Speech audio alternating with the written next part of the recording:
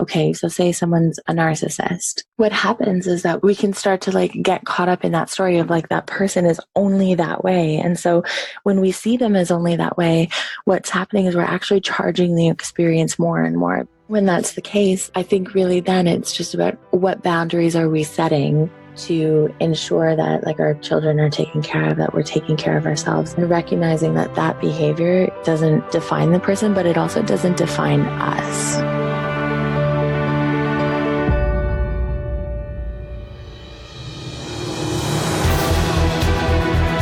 Welcome to the Thriving After Divorce podcast, where you learn the secrets to reclaim your life and turn your breakup into your breakthrough. Transformation expert, internationally published author, and online show host Tanya Marie Dubé will help you quickly pick up and move on as you tune into interviews with some pretty cool experts from around the world, showing you how to live your best life after divorce. If you're ready to learn the skills to finally put your divorce behind you for good, dig down really deep, and step into your highest self, then you're in the right place. Here's your host, online educator and mom of two, Tanya Marie Dubé. Hi, everybody. It's Monday morning once again. How was your weekend? I am so thrilled that you're back here with me again this week. I want to remind you to please like, comment, subscribe, share, and review this podcast.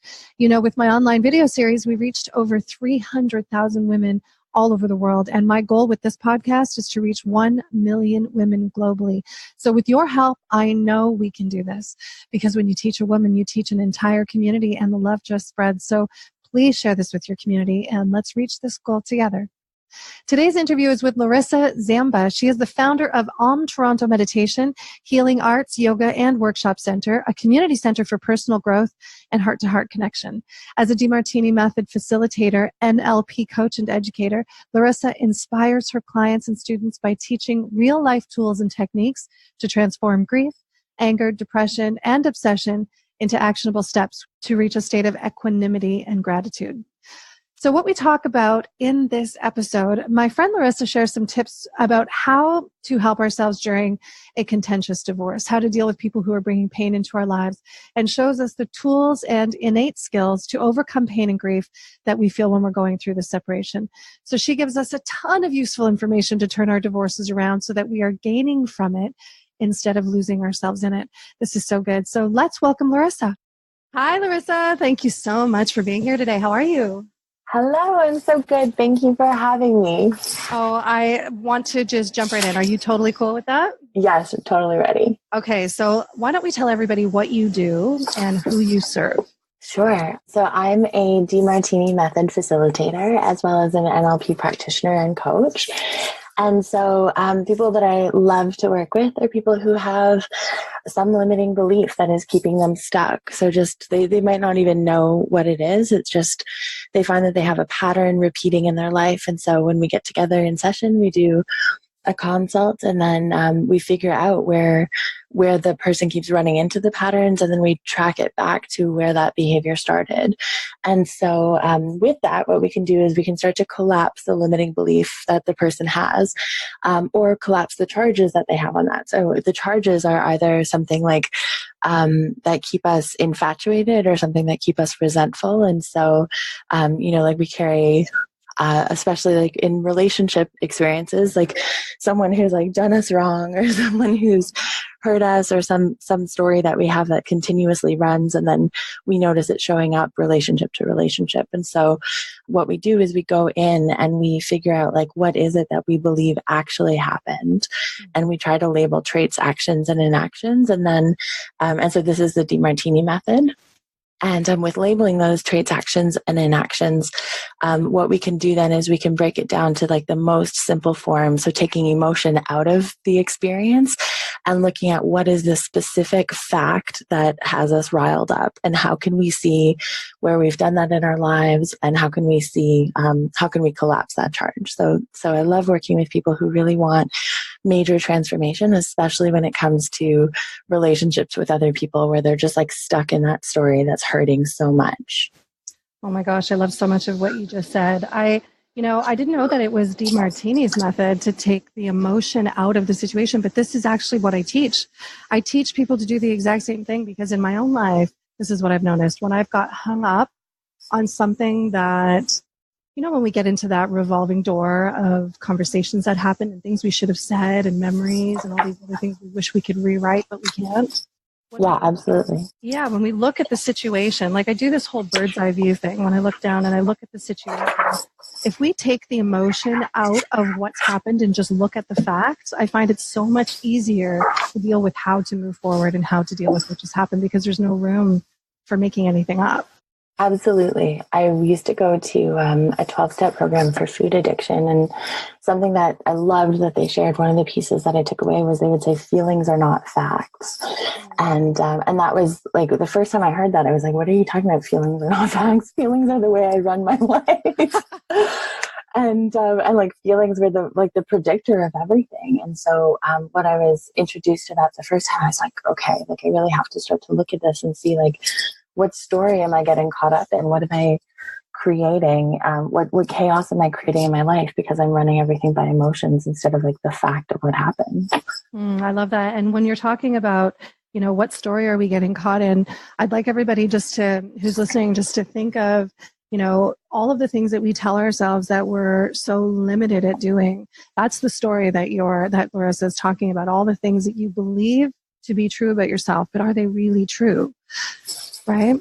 Well, also like when we, I think you said it really beautifully. And then the other element of it is like when we get into a belief that someone is one way, like no person is one way, right? We're all ways. Every person has like many different traits. And so I think a really big lesson that I learned was, I learned this with one of my mentors years ago. And what she said to me is that you can't judge a person by one experience because there have been multiple experiences where they've acted a different way. And so what I've seen is that this theme of teaching has carried through, like from her first introducing it to me to studying NLP and then studying the DeMartini method. And it's this idea that we have to see that people are all things. And if someone's hurt us in the past, like the first thing is that we're in charge of our feelings and nobody can actually make us feel a certain way. It's how we respond to an experience and how we apply a morality onto that experience that's how we then choose how to feel. But morality is subjective. Exactly. Yeah. And so when we do that, like when we have this morality without even realizing that there's a morality at play, right? Like we have social morality, we have religious morality, there's national morality, universal morality, like quote, universal morality, in terms of like countries working together. And so we have all of these different moralities. And so which one do we choose to put into play? And it tends to be the one that like, feeds our story. The judgment that we put on other people of like, oh, they hurt us or they did this and they're only that way it always serves us, right? It's a symptom that we start to create so that we can see it eventually directs us to the area of our life that we really need to look at for healing. That brings up a really good point, because we're going to be, unless we're fully mindful and aware that this is how we're operating, we're going to always be looking for experiences and justification to our own behavior. Absolutely. Yeah. We look at the world through our model, right? Yes. Yeah. Somebody said something to me. I'd love to know your thoughts on this, but they said the only way that we can ever really see the negative in somebody else is if we have first experienced it in ourselves. What do you think about that? I think that's absolutely true. Like we, seeing the negative in someone else means like the perceived negative, right? Like even calling it a negative is a judgment. Like if we're just noticing a trait, action or an action in someone, we can certainly notice that, but then we apply the judgment of like, oh, that makes them a good person or a bad person or a kind person or a mean person. And so we don't see it if we don't have it. So I would say like to take the idea and sort of spin it a little bit. I don't see fault in anyone unless perceived fault in anyone unless I have that fault within myself or that insecurity within myself around that perceived fault. Does that make sense? It does make sense. And it begs, the question that if we were kinder if we were, and because of course this podcast is all about thriving after divorce, right? So it's a difficult space to be in as it is. But if we were kinder with our thoughts and directing our intention and our energy in a more loving way, even to the person who has done us harm, I think that can really, that makes us lighter on ourselves. I think it makes it easier for us to forgive ourselves for whatever we put ourselves through. I think that I know I'll speak from personal experience because I've gone through a separation and still finishing the paperwork for divorce. But I know for me, after the separation, like I was the ugliest I've ever been. I was just looking back, like I'm not, like looking back, I was going to say I'm not proud, but I guess I don't really have a judgment on it anymore because I know that perceived ugliness that was coming up was like, it was all coming from hurt and things that I hadn't resolved in myself. And so really it was the greatest gift that could have happened because the separation brought so much anger out inside of me that I didn't know was sitting there. And it doesn't just develop, right? It's there. It's just been like waiting to come out. And so when we separated, I would send these like really, really not nice emails and things like that. And we've all been there. Yeah. And like looking back now, like we're in a much better place in terms of like having been able to discuss like the ways that we added to one another's lives and really being able to look at like, okay, well, where was that charge coming from? Like, why did I feel used? Why did I feel abandoned? Why did I feel betrayed? And so, and as I break those into like, what are the specific actions that, for example, made me feel abandoned, then I have to look at like, okay, when have I done that in my life? And I might not have done it the exact same way, but certainly there's an equal balance to it. And so we tend to we tend to blame others and we say like, oh, we put a charge on them and say like, oh, well, they did that. But I've never done anything that bad or that way. And the truth of the matter is that we've done it. We've just done it in a different way. So it might be like in terms of like one large experience of perceived abandonment being like leaving me with a house to carry by myself, or kids to take care of by myself. Then I have to look at, okay, well, when have I like abandoned someone and like left them with a project to take care of themselves or left them with a family to take care of by themselves. And then I have to break down all of the experiences of like, when did I ditch my mom? When did I ditch my dad? Like, when did I pull out of plans? And so it might be that there's this perception that this person did this one big terrible thing, but then I've done it in many different areas of my life at a much smaller scale. And so there's a balancing out that happens where when you really want to let go of it, when you really want to have relief from the suffering, you're willing to look at like, what was your part in this? Because nothing shows up in our lives unless it's for our learning and unless it's representing something within ourselves. That's so good. I absolutely love what you just said. Oh my goodness. So there's something that I wanted to ask you now, because, this is all about getting through divorce. When we're going through something as painful or as traumatic as divorce, what are some tips around how we can help ourselves beyond what we've just talked about? Absolutely. I think the first, gosh, I wish I like had made a list for this. I know that I'll think of other ones later.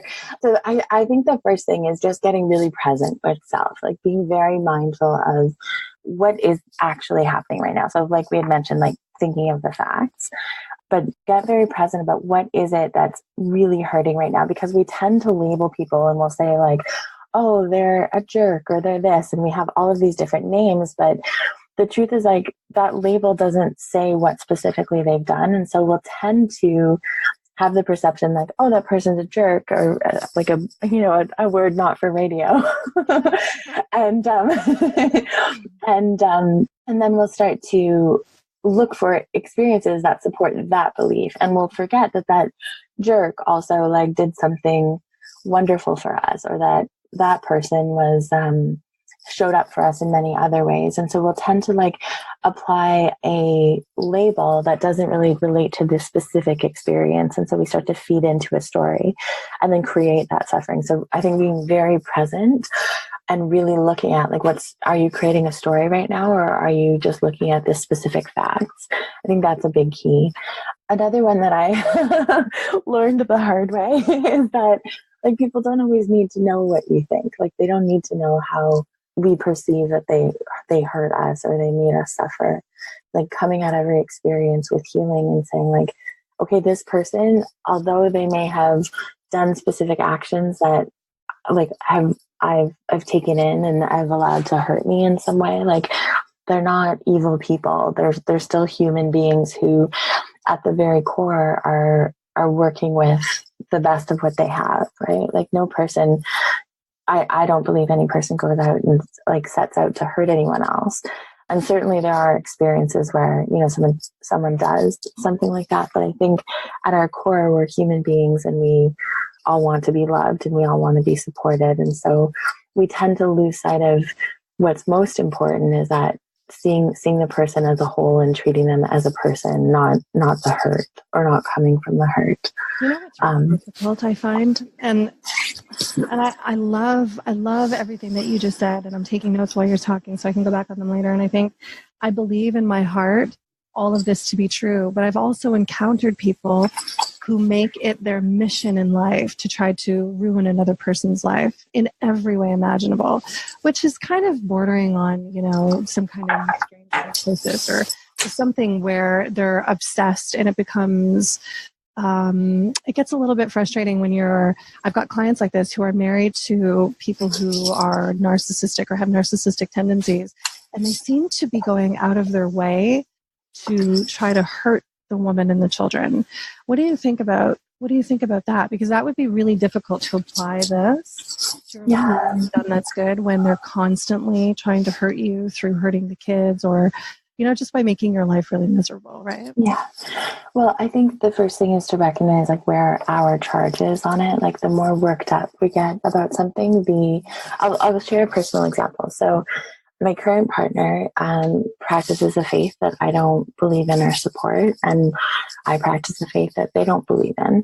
And so it's interesting because starting the relationship, I was like really charged on my spiritual practices, and I was like, this defines me and this is who I am. And so they felt a similar way about their practices. And so what I learned was that I had to recognize my charge there, because as I stopped feeling as though that faith defined me and that was like the only thing about me, what happened was we both started to lose the charge, and so we both came closer together. And so what tends to happen is that when we're in an experience where we perceive that someone is hurting us or hurting our children or attacking us, certainly we feel defensive, and then we look for like other ways to support that belief. I also would like to bring up too that there are techniques, like narcissistic personality disorder is a real thing, right? And it's regarded as a real thing. It's a personality disorder like any other personality disorder. There's things that are just not firing properly in the brain. But there's ways to handle all of that. And if somebody isn't trained in how to handle that, they can get caught up in all of the chaos around what's happening, right? Because being with a narcissist means that they're constantly putting you in a state of confusion and chaos, right? It's a lot of crazy making. And it's to keep you distracted so that you can't do anything about it, right? It's just to keep you stuck. But I do like what you just said about recognize where our charge is, because if you're not trained in how to deal with this kind of personality disorder, you're going to be stressed out all the time. And I really like what you were just saying about, you know, pay attention to what we're reacting to. Yeah, thank you so much. I think that, when we are reacting to any experience, we are caught up in some story. So even like someone may have been diagnosed with whatever diagnosis they're given, but at the very core of it, it's like there is still that person underneath. And so we can still get caught up in the story of like, okay, so say someone's a narcissist, and certainly they have specific like actions that they do, or like perhaps they do, like they practice gaslighting or whatever labels we've found for all of these like life experiences. What happens is that we can start to like get caught up in that story of like that person is only that way. And so when we see them as only that way, what's happening is we're actually charging the experience more and more, because instead of looking at like the opposite side of the experience, we're making them more and more biased in our minds. Mm-hmm. And so when we're making someone more and more biased in our minds, then they're going to actually show up and support that experience. So what I was saying before about like in my belief system, like starting this new relationship with this partner, like I perceived them to be so highly biased. And then I was like, okay, where am I doing that in my life? And when I stopped being so charged and biased on my side of the street, then what happened was like the charges started to just fall away. But certainly there are people out there who do like, you know, actions that we don't want to experience, we don't want to have happening in our lives. And so when that's the case, I think really then it's just about what boundaries are we setting to ensure that like our children are taken care of, that we're taking care of ourselves, and recognizing that that behavior doesn't define the person, but it also doesn't define us. Right. I love that. I love boundaries. And I also love the idea of the energy around it too. So I've been in my own personal, experience of divorce, what I found to be really helpful is in a meditative state, which I've learned to adopt into my life every day now. There are various things I do in meditation, but if he comes up and it's bothering me in any way, then I do this visualization in the meditation where we are sitting down together and we're just sharing space, and it's pure energy and kindness and forgiveness. There's nothing, we're just sitting together. Sometimes, and you're going to laugh at this, sometimes I can't even get him in the room with me. Sometimes it just won't happen. Resistance to it. I feel like that's my own resistance to it. But for the most part, I feel like the forgiveness for the situation has to come from inside of you. And this is what I love about what you're saying about recognize where our charge is and what story we're attaching ourselves to, because it's just not necessary to keep yourself in that crazy space. Yeah, I think also like with forgiveness, like there's still a judgment there with forgiveness, right? Like the judgment is that the person's done something wrong or they've hurt us. And so, we have, I heard Michael Beckwith say this in the documentary Heal. Like I probably won't quote him properly, but he was talking about like forgiveness and finding like that forgiveness is really something we need to look at within ourselves, and that it's really forgiveness in the self that we need to find, because the person, like any experience, any conflict, any joy or support that we experience, like every single person in our lives is showing up as a symptom of an experience for us to look at so that we can come back to center. Because if we're feeling charged by someone, or if we're like having any experience other than feeling grateful and centered with them, what they're actually doing is triggering, like trigger is such a big word, right? They're triggering us to feel something so that we can wake up and look at like, where's the discomfort in my life right now? So when someone's like, when we're walking through, say we're like driving in traffic and getting really annoyed by someone who's driving really slowly in front of us, right? They're doing that in response to the energy that we're putting out already. Perhaps there's an energy of like going too fast or needing to take a break or taking the world on. And now all of a sudden there's this person making us so uncomfortable right in front of us, forcing us to look at, if we're willing to look at it, but it's an invitation to look at where am I rushing in my life? Why do I need to be going at this pace? And so the discomfort is really a symptom. So when we think about forgiveness, the idea that we still have to forgive is telling us that something is still out of alignment. Like if we can come to a place of gratitude for all of it, all of the discomfort and all of the joy, because we tend to have, Buddhism talks about if whether you're in extreme happiness or extreme sadness, both are suffering. It's only when you're in the space of equanimity, like that centered, grounded place, that you're truly balanced and whole. And the rest is just biased charges that are keeping us distracted. And so it's only when we're in that, I love that you mentioned like that meditative state where you go and you just rest there and you're in that space of, like my word, but what I was perceiving from what you were saying was like that space of peace or wholeness. And so when we're in that space, that's when we make like the clearest decisions. We don't really need to forgive because we're just grateful.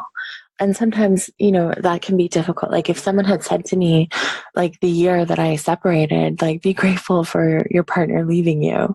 Like I would have been like, I don't think so. But, That's a really hard thing to wrap your head around when you're first going through the pain. Yeah, absolutely. And that's why it comes down to like the specific traits, actions, or inactions of like, what is it exactly that happened? Because when you try to have a very broad idea of like, of the hurt or the pain. Like certainly that's there and we feel it, but if we can break it down and look at like, how did this actually serve me? Well, the way that like my separation served me was like, it put me back on my path because I was compromising myself to live for this person. And this person didn't even want me to compromise myself or like give up my passion about, or not my passion, but my inspiration and my work. Like, but I found myself just like wanting to make them happy and wanting to be the perfect wife and wanting to, you know, just do all of the things that socially I've been taught a wife is. So be all of the things that didn't really resonate with who I am, because I was stepping outside of my values of learning and teaching and rest. And I was just like trying to be what I thought I was supposed to be.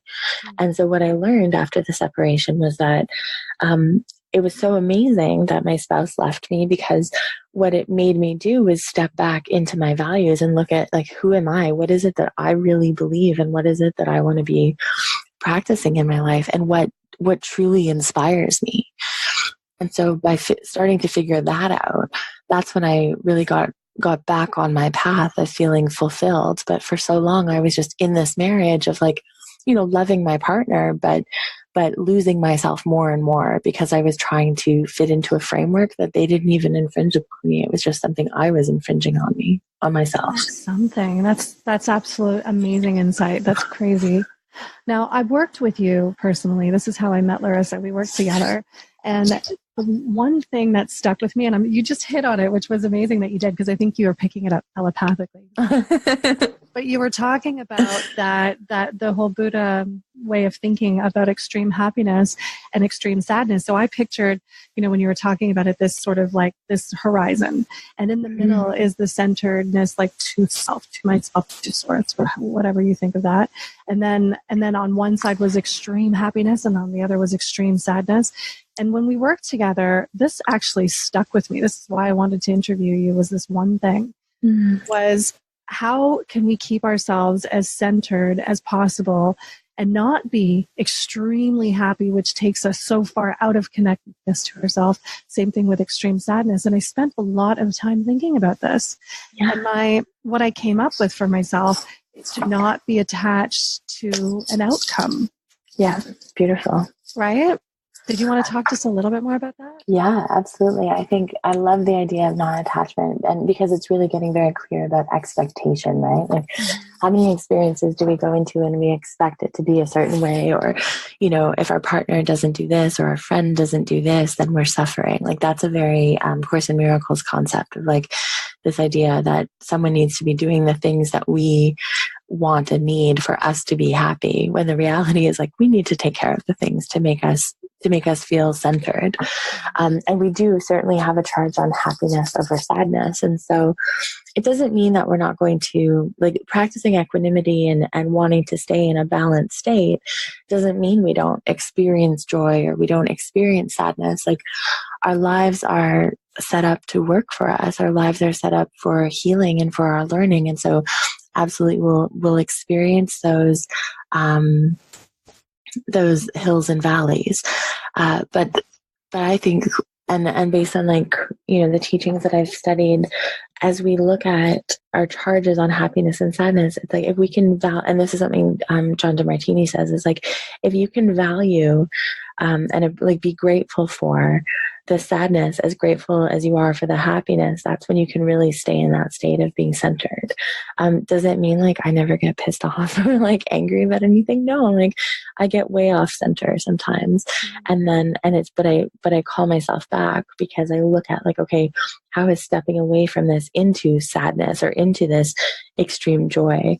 What is the benefit of me staying in that space versus being centered? And so some of the things that we can do to stay in that space are just being very mindful of that, of having that non-attachment to needing to be happy or feeling that we have to be sad to communicate our feelings or to be worthy of rest. Like, something that I used to do was like, I would create symptoms within myself because I'd be exhausted with school, and I would start to say like, well, I'm really, really tired. And like, I was in university and I said like, I'm really tired, I really need to rest. And then all of a sudden I would have like a headache or a stomach ache, and these symptoms started to come on because I personally like felt like I couldn't just take the time that I needed to rest. I had to have an excuse to take care of myself. And so it was like the self-care wasn't really enjoyable. It was like suffering because it was like in my mind, it was like, okay, if I was sick, like people could accept if I was sick, but if I just needed to like take a day off, it wasn't acceptable. And so I don't like that about 9-to-5 jobs or working for corporations in general. yeah, absolutely. Like, I think it still has a long way to go, but the fact that people are accepting of like mental health days where, someone can just go out and like go take care of themselves, like go for a massage or like spend the day in their pajamas, like, right? like it's all very healthy stuff. Yeah, like really recognizing like when our minds and bodies are tired and need a break. It's been a long time since I've worked in a corporate environment. But I remember when I used to, this is going back over 10 years, but when I used to do temp work specifically because I only like to do contract jobs. Corporate is not my favorite environment. So I would do these jobs so that I'd have my time to myself and I could do whatever I wanted around that. But I remember saying, thank you for the 6, sick days I get a year. I'm not going to use them for that though. Because I never get sick. I just never get sick. But I will take a day off if I want rest. So I'll use it for that. Yeah, I think that's amazing. And I remember their faces going, really? Oh, okay. I remember thinking, well, yeah, I don't get sick, but why should I not still have those days for rest? Yeah, absolutely. That's funny. Well, it's like, and how do we define, like, why is it in our society that, like, you either have to be, like, really sick and suffering or, like, or really sick and suffering to actually be entitled to a day of rest? Like, working 9 to 5, like 5 days a week. And like many people work way more than that, but that's not really a structure that allows for people to get everything done that they need to get done. And I've heard, I don't know for sure where that model came from, but, I've heard that it's a model that was supposed to be a temporary model, for a work week. And so, when people are certainly doing work that isn't filling their cup, like that's especially, challenging. And so again, like the challenge though is an opportunity to look at like, what is it? What's the work that feels more fulfilling I don't necessarily need to take that rest and time away from.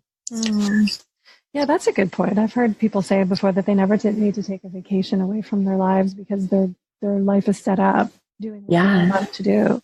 Absolutely. And I think the more that we can do the parts of the work that fill us up, like I know for me with running Om, like I love the community aspect. I love, and there's like parts that I love and there's parts that I really dislike. But, like for me, like sitting on email all day is really uncomfortable. Like it's my least favorite part.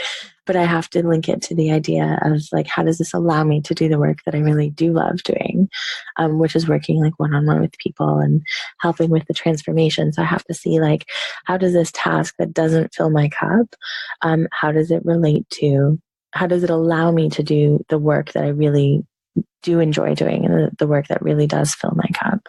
I can see how NLP could help here. Absolutely, yeah. Could you tell everybody what NLP is specifically? Sure. So there's lots of different models for teaching NLP. So what it stands for is neuro-linguistic programming. And the idea, I guess I'll speak to limiting beliefs specifically, because I think that that's most relevant for our chat today.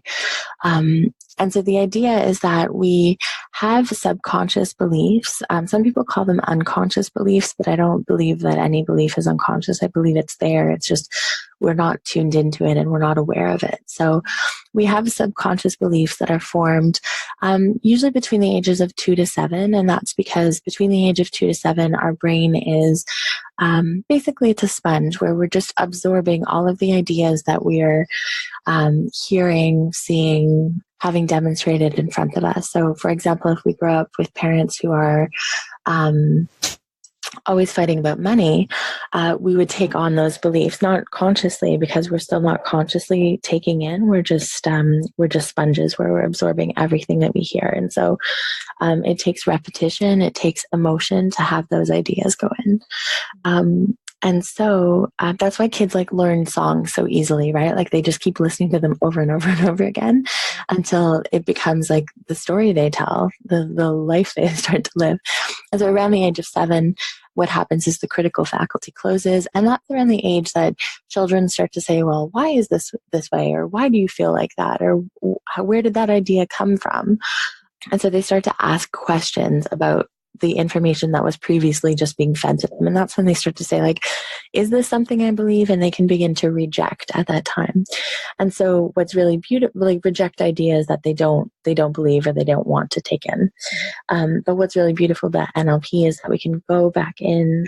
You can do this with the DeMartini method as well, where you go back to that time and space of the experience coming in, and then you can start to break it apart. Like, what is it specifically that you started to believe, or what decision did you make at that time? And then when you can understand the belief you took in or the decision you made, that's when you can actually bring it into the conscious mind and start to work with it and start to say, like, oh my gosh, I've been doing this pattern for this many years, and this idea has been in my head for this long, but where is it actually my idea? And so NLP explores that and how those ideas that have come in or that we've formed. You can certainly create subconscious limiting beliefs later in life as well. But it's looking at those ideas and those beliefs that are really getting in the way and creating challenge in your life, and then breaking them up so that you can start to transform them into tools that start to work for you.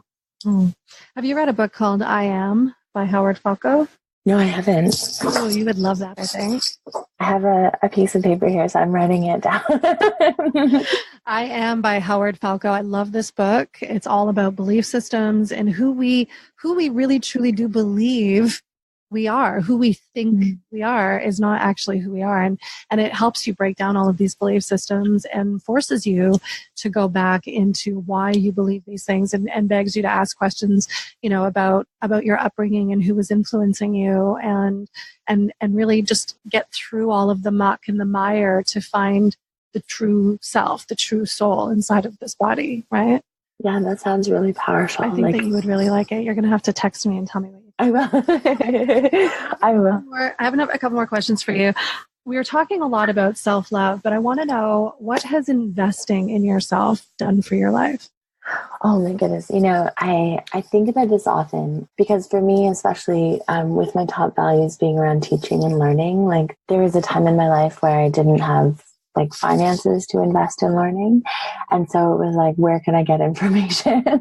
And so I think about this often because I am so moved by how people live life, really. Like when I meet people who, I used to have this belief that like, you had to have a spirit, like a quote, spiritual practice, which in my mind looked like meditation and prayer and things like that, which really our spiritual practice can be anything. It can be like just living in your values as your spiritual practice. And so I used to look at people who I met who I didn't perceive having a spiritual practice. And when they had these like incredible words of guidance and wisdom, I was always like, where did they learn this? And how did they come to this understanding in life that they're able to provide so much guidance? And so I think however we invest, as long as we're being present with the lessons. It doesn't matter if you go to a school or a course. Like, I mean, that was the route I took, and that's the route I continue to take.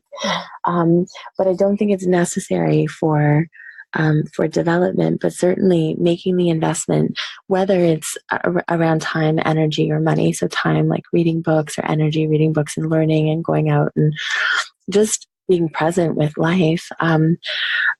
I think the biggest thing for me, the biggest transformation for me has been as I got out of story. It doesn't mean I never experienced like becoming biased and getting into a story, but as I became more mindful of being in story, I was able to really start to hear what people are saying instead of perceiving them through my model of the world. Because someone would say something to me, for example, like, gosh, this was like such a big fight. Like my spouse didn't like the paint color that I picked out. And back when I was still like really charged in my story and not having invested a lot of time into my own development and my limiting beliefs and understanding that someone not liking something isn't a attack. yeah. And so like they didn't like the paint color and I was like, oh, you don't love me. Yeah. Like, it's because I think that happens when we're putting, and you hit the nail on the head, we put all of our self-worth in all of these external factors. yes. And then when they don't live up to the expectation because you're attached to the outcome, we fall apart. Exactly. Yeah. So when we so I guess to better answer your question, the way that it's brought transformation into my life is I'm much more present with people now. And I can start to hear what they're really saying. Like I can start to get to the bottom of, or not start to, but continue to get to the bottom of where the discomfort is really coming from. Because there's a saying in NLP where they say, if you can name it, that ain't it. And so people come into session, they're like, this is the problem. And really like that problem is the loudest symptom as of right now. But before that symptom, there were other symptoms that were occurring. We just weren't listening to them. So when we get to like the quietest symptom, that's when we can start to look at, okay, like when did this really start? When did this discomfort really start to emerge? And then it just keeps getting louder and louder until we can really break it apart. I think the other thing has been, the other transformation for me has been really learning to pay attention to the inner voice, like the inner guidance system that is leading me all of the way, but for so long I ignored. And so when I can listen to that inner voice, like that's where the healing guidance comes in. And that's when I make really helpful decisions for myself in terms of just taking care of myself. It's your intuition you're talking about. Yeah, absolutely. A few years ago, like when I first opened Om, I guess it was 2 years into Om, and I had been working like 7 days a week, some days 16 hours a day, and I was totally exhausted because it was a new business, and I was learning my way through running a business instead of a private practice, and I kept getting this message, like, take a break, take a vacation, you need to rest. And I kept ignoring the message and it was getting louder. Like I got the flu and I was sick for 2 weeks and I still didn't take that vacation. I didn't take that rest. And then I eventually fell down the stairs and I had to take a rest. Like I was off work for 2 months. And that was like a really loud symptom for me to start to say like, okay, things are not working in the way that I'm doing them right now. You hurt yourself when you fell. I remember you telling me the story. Yeah. And so it was like, it was a couple of things. Like one, it was like, how do I learn how to ask for help? So I hired an assistant and I started to hand over, like delegate the jobs I really hated doing, which were like the back end computery stuff, like emails and things like that, which I didn't feel connected to people as I was doing emails. And so I was like, I need to hire someone to help me with this so I can really focus on my healing and when I can get back to work, focus on the work that fills my cup. And so the other learning for me was like learning how to delegate and keep taking actions that fill me up versus filling my day with low priority actions. That's something that John says too. Like if you fill your day with low priority actions, then there isn't any room for the high priority work that you really need to be doing, or like that you really is like your telos is your purpose. Right. And then that sort of lends itself to planning ahead. Mm-hmm, absolutely. And I think like knowing self too, like when I look at where I was in my, separation, like I think it was like 5 years ago now, I'm a much different person today than I was then. Like I actually like love my spouse and I'm grateful that my spouse left. And like, those are words that I never thought I would say. And yet because of that, like I really shifted in a direction for healing for myself. And there was a time where I was like really, really depressed after we separated and I got caught up in a story. And so once I shifted out of that by asking for help, like that was when I joined a 12-step program for food addiction and learned that feelings are not facts. And from there, it really drove me in a new direction. Wow, this has been such a powerful, beautiful interview with you. Oh my goodness, thank you. Thank you so much for bringing everything to the table like this. You've given me so much to think about. Thank you so much for having me. I think I love the work that you're doing so much. And I think it's such a powerful experience to be able to go through separation and divorce and not just that, but any challenge in life. But it's so powerful to be able to survive that and then find the gift in it. So I love the work that you're doing and helping so many people to discover their gifts and healing. Thank you, Larissa. That's so sweet. So much. I wanted to also talk about your free gift. Can you tell everybody what it is? Yeah, absolutely. So we talked about, I love that you mentioned earlier, your practice of meditation and sitting in that space for peacefulness. And so, so the free gift is for everyone who's listening to, you can visit my site and download a free meditation to just help clear the mind and keep coming back to center in times when difficulty might be what's at the perceived forefront. So really, really a tool to just breathe and get centered again. Is it a guided meditation? Are you doing it? Yes. Yeah. The most beautiful. Thank you so much. I love to listen to you. For sure. Thank you so much. That's awesome. Thank you so much again, Larissa, for being here. My pleasure. I'm so thrilled to have you. And thank you, everybody, for listening. You are listening to Thriving After Divorce Radio. And I am your host, Tanya Marie Dubé, and we'll see you next week.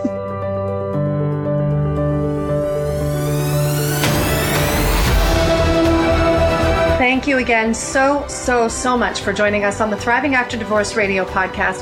We're coming to you every Monday morning so that you can start your week with intention and some powerful advice for what you're dealing with. So please subscribe to this podcast and share it with your friends and your family. My goal is to help change 1 million lives with this work, because when you teach a woman, you teach an entire community. Everybody benefits and the love spreads. So please feel free to comment, review, share, and like. With your help, I know I can reach this goal. So have a beautiful day, and we will see you next week.